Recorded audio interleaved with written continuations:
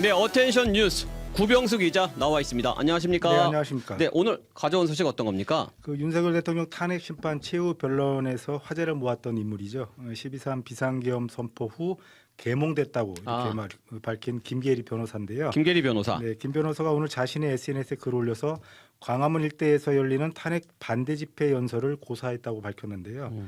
법정 외에서 하는 발언들이 혹시나 헌법재판소 결정이 조금이라도 누가 달까 몹시 제어된다.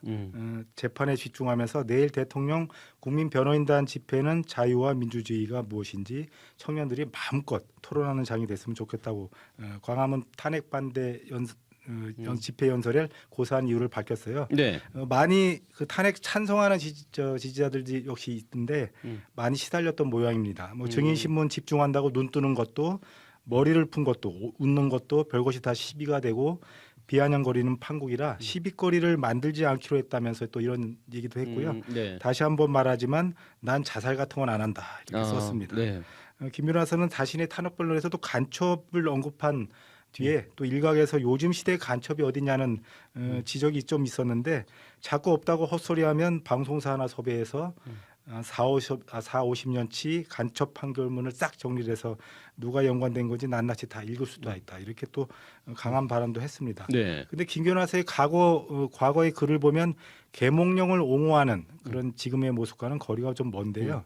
김 변호사는 과거 자신의 블로그에서 대한민국은 아직도 냉전 시대를 살고 있는 것 같다. 이렇게 박근혜 정부가 주도했던 헌법재판소의 그 통합진보당 해산을 비판하기도 했고요. 네. 또 광화문 일대에 열린 박 전 대통령 탄핵 찬성 집회에 참석을 해서 민주주의는 살아있다. 그 어떤 폭력적인 요소도 소요도 없었다. 박근혜는 퇴진하라는 구호를 여러 차례 언급한 후기도 이렇게 남기기도 했습니다. 네네. 뭐 한때 비판적 지식인이었던 김 변호사가 계몽령의 전도사로 변신한 이유는 잘 모르겠습니다만 어떤 주장을 해도 좋지만 폭력과 폭력 선동은 안 된다고 윤 대통령 지지자들을 계몽시켜줬으면 좋겠습니다. 저도 그렇게 바라봅니다. 네, 다음 소식은요? 네, 국민의힘 친윤계 실세 국회의원의 아들이 한 주택가 화단에서 묻어놓은 액상 대마를 찾으러다 적발이 돼서 지금 경찰 수사를 받고 있는데요. 네. 서초경찰서는 30대 남성을 마약류 관리법 위반 혐의로 불구속 입건했는데 이 남성은 지난해 10월 서울 서초구 효령동의 한 건물 화단에서 5g 상당의 액상 대마를 확보하다 미수에 그친 혐의를 받고 있는데요. 네. 수상한 사람들이 건물 화단에서 뭐 마약을 찾는 것 같다는 신고를 접수한 경찰이 현장에서 10mg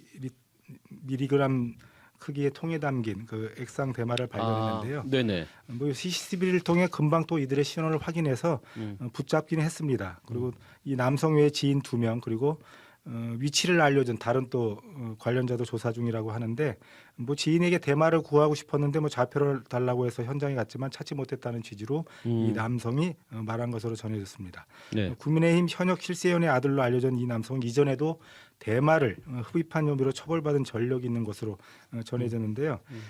친윤계의 복심이자 현 정부 실세로 알려졌던 전 국민의힘 아들도 윤석열 대통령의 당선인 시절에 네. 무면허 음주운전과 경찰 폭행으로 결국 실형까지 받은 적이 있는데 윤석열 대통령의 탄핵을 앞둔 시점에 또다시 친윤계 실세 아들이 사고를 쳤습니다. 네. 머리와 꼬리, 처음과 끝이 이어진다는 수미상관이라고 하면 지나친 표현일까요? 네. 착착하네요. 다음 소식도 전해주시죠. 네, 이탈리아 명품 브랜드죠. 펜디가 우리나라 그 매듭의 장인과 함께 가방을 만들었는데 중국 소비자들이 시비를 걸고 나왔습니다. 네. 펜디는 서울시 무형문화재 13호인 김은영 매듭장과 협업을 해서 지난해 11월 바게트백을 처음 공개를 했는데요. 네. 이 매듭장이 밝힌 이 공예 기술이 조선시대 왕실의 의식복을 장식했던 망수 기술을 접목해서 만들었다고 이렇게 설명을 했는데요. 네. 망수는 명주실을 꼬아서 만든 꼰사를 이용해서 다양한 문양을 만드는 기법인데요. 그 매듭을 두고 중국의 SNS 등에서 중국의 문화적 요소를 도용했다 이렇게 주장을 제기한 겁니다. 중국 관영 글로벌 타임스도 이를 거들고 나왔는데 중국 매듭은 당나라와 송나라의 민속예술이 시작이 해서 명청 때 유행한 수공예품이다 이렇게 밝혔습니다. 그러면서 중국의 매듭을 한국인의 장인 정신으로 소개하는 것은 부적절하다 이렇게 의견도 함께 전했는데요.